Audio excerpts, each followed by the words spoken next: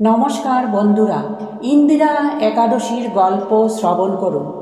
ধর্মরাজ যুধিষ্ঠির একদিন শ্রীকৃষ্ণকে প্রশ্ন করলেন, হে ভগবান, আশ্বিন কৃষ্ণপক্ষের একাদশীর নাম কি?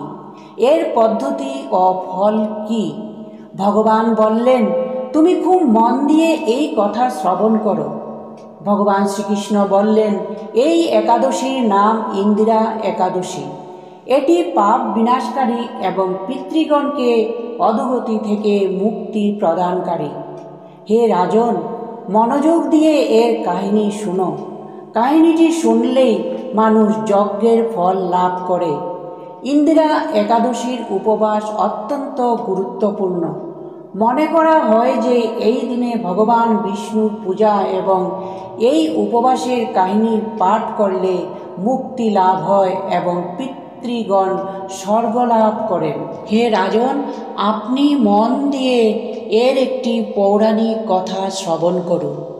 সত্যযুগে রামপাল নামে এক রাজা বিষ্ণুপুর নামে এক স্থানে শাসন করতেন। রামপাল ছিলেন ভগবান বিষ্ণুর একজন পরম ভক্ত ও ধর্মপরায়ণ রাজা। তিনি খুব সুন্দরভাবে তার রাজ্য পরিচালনা করছিলেন।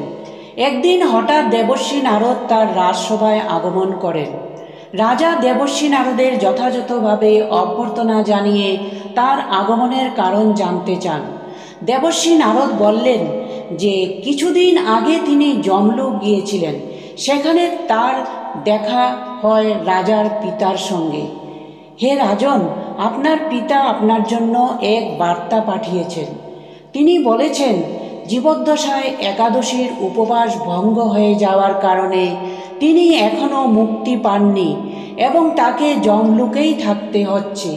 তিনি বলেছেন যে যদি আপনার পুত্র আশ্বিন কৃষ্ণপক্ষের একাদশীর উপবাস করেন তবে তার উপবাসের ফলে আমি মুক্তি পেয়ে যাব।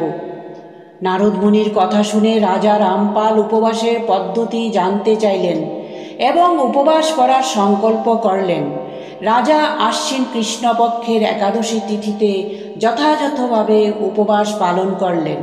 পিতৃগণের উদ্দেশ্যে নীরবে ব্রাহ্মণ পূজন করালেন এবং গরু দান করলেন। এইভাবে রাজার উপবাস এবং পূজার ফলে তার পিতা যমলোক থেকে মুক্তি পেয়ে বৈকুণ্ঠে স্থান লাভ করলেন। সেই দিন থেকে এই একাদশীর নাম ইন্দিরা একাদশী পড়ল। পিতৃপক্ষের ইন্দিরা একাদশীর উপবাসে পিতৃগণ অধোগতি থেকে মুক্তি পান এবং তাদের আশীর্বাদ লাভ হয়। ভগবান শ্রীকৃষ্ণ বললেন, হে যুধিষ্ঠির, আমি তোমার কাছে ইন্দিরা একাদশীর মাহাত্ম্য বর্ণনা করেছি।